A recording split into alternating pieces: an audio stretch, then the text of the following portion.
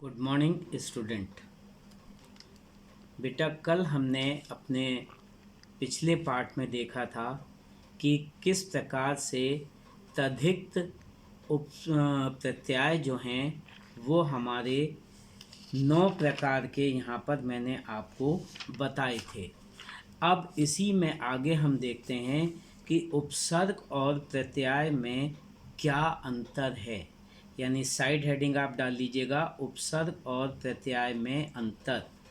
उपसर्ग वे शब्द हैं जो मूल शब्द के आरंभ में लगाए जाते हैं, परंतु प्रत्यय वे शब्द हैं जो मूल शब्द के अंत में लगाए जाते हैं। ध्यान से सुनिएगा बेटा एक बार फिर से। उपसर्ग वे शब्दांश हैं जो मूल शब्द के आरंभ में लगाए जाते हैं, परंतु प्रत्यय वे शब्दांश हैं जो मूल शब्द के अंत में लगाए जाते हैं। यानी यहाँ पे कहने का अर्थ ये है कि अंतर क्या है कि उपसर्ग जो है मूल शब्द से जो है पहले लगता है और प्रत्यय मूल शब्द के बाद में लगता है। अब इसके बाद देखिए दूसरा साइड हेडिंग है उपसर्ग और प्रत्यय में समानता। नंबर 1 पॉइंट डाल लीजिए। उपसर्ग और प्रत्यय दोनों ही शब्दों के अंश मात्र हैं, मूल शब्द नहीं। पहली बात आपको याद रखनी है, उपसर्ग और प्रत्यय दोनों ही शब्दों के अंश मात्र हैं, मूल शब्द नहीं। दूसरी बात, उपसर्ग और प्रत्यय दोनों का ही स्वतंत्र प्रयोग नहीं किया जा सकता। यानी उपसर्ग और प्रत्यय का आप स्वतंत्र अगर चाहें कि उनका प्रयोग कर लें तो ऐसा नहीं किया जा सकता। तीसरा पॉइंट, मूल शब्द से जुड़कर ही इन दोनों का महत्व हो सकता है। यानी आपको तीसरा पॉइंट जो बताया गया है वो ये है कि मूल शब्द से जुड़कर ही इन दोनों का महत्व हो सकता है। यानी अगर आपने मूल शब्द के पहले उपसर्ग जोड़ा है तो उसका अर्थ सही होगा, और अगर मूल शब्द के बाद में प्रत्यय जोड़ा है तो उसका अर्थ सही होगा। तो इस बात को आपको ध्यान रखना है। चौथा, उपसर्ग और प्रत्यय नवीन शब्दों का निर्माण करते हैं जिनका हिंदी भाषा में बहुत महत्व है।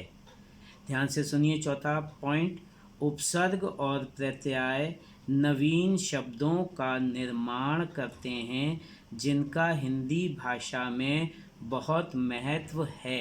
यानी कहने का अर्थ ये है कि उपसर्ग और प्रत्यय इन दोनों को लगा करके हम मूल शब्द से एक नए शब्द का निर्माण करते हैं, और जो नया शब्द है जो बनता है उसका हमारी हिंदी भाषा में बहुत महत्व होता है। अब नेक्स्ट साइड हेडिंग आप देखिए, उपसर्ग और प्रत्यय का एक साथ प्रयोग। यानी उपसर्ग और प्रत्यय को हम मूल शब्द में दोनों तरफ जोड़ करके उसका प्रयोग कर सकते हैं। कुछ ऐसे शब्द होते हैं जिनमें उपसर्ग और प्रत्यय दोनों का एक साथ प्रयोग होता है। वे शब्द इस प्रकार से हैं। यानी कुछ शब्द ऐसे हैं जिनमें आप दोनों जोड़ देते हैं और ऐसे शब्द जो हैं वो उनका प्रयोग होता है। अब ये कौन कौन से शब्द हैं यहाँ पे आपको बताए गए हैं।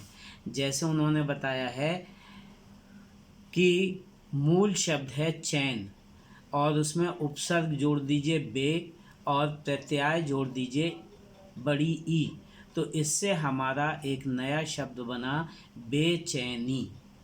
इसी प्रकार से दूसरा होता है शब्द, उदाहरण में आप लिख लीजिएगा मान। मूल शब्द है हमारा मान, उपसर्ग इसमें जोड़ते हैं अप और प्रत्यय इसमें जोड़ते हैं इत। तो इस प्रकार से जो नया शब्द हमारा बनता है वो बनता है अपमानित। ठीक है, तो ये मैंने आपको उदाहरण बताए हैं। इस प्रकार से इनका ये प्रयोग एक साथ भी किया जाता है।